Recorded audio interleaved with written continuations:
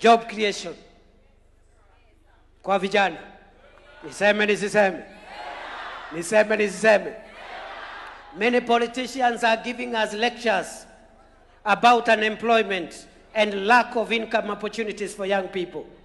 Many governments have come and gone, but we have never had a comprehensive, deliberate, intentional program run by government for creating jobs and income opportunities. This is the first time under the UDA administration.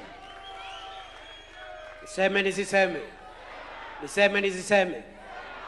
Munajua tuko na program ya affordable housing.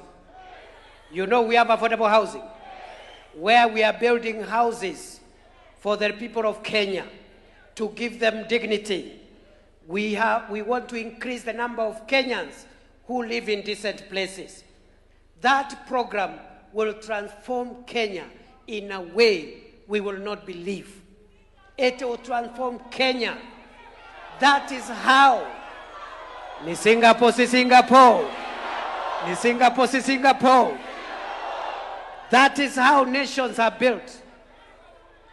And I want to challenge those naysayers who are saying that they will roll back the affordable housing program. I want you to tell us how else you can quickly increase Kenya's gross national income if you remove housing. The countries that the president is talking about all the time, Singapore, Malaysia, South Korea, all these countries, one of the catalysts, one of the enablers of rapid development is a very well thought out housing and public infrastructure program. Next time they are going to do an assessment, the World Bank, you will see in a short while the placing that Kenya is going to get in the gross national index income per capita. Kwa sababu nyumba moja ni kama shilingi milioni 2, milioni 3, milioni 4. Now, ordinary people who would never have dreamed of owning a house are house owners. So when you count the income of that person, unaanza na nyumba 2 million. Kabla uhesabu ng'ombe na kuku na ngamia, huyo mtu amesonga. Tuendelee tusiendelee. But more than the houses that we are creating and building for Kenyans, we are creating jobs. Already. Na mnisikiza kwa sababu nyinyi ndio mtaenda kuuza manifesto ya chama huko. The affordable housing program, which also has a market construction program. Si kuna masoko pale? Affordable housing peke yake, we have 235 active sites.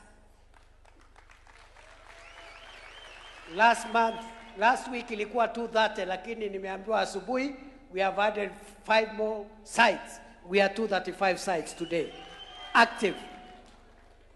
We have 400 markets being constructed. We are doing hostels for our students, creating 177,000 student hostel beds across the country for our TVET and university students. We are also doing institutional housing that had collapsed for our police, for our prison officers, for our defense forces, using this affordable housing program. And today, the contracts that have been signed, if you add what has just been signed off, we are now approaching 800 billion Kenya shillings worth of contracts under this program.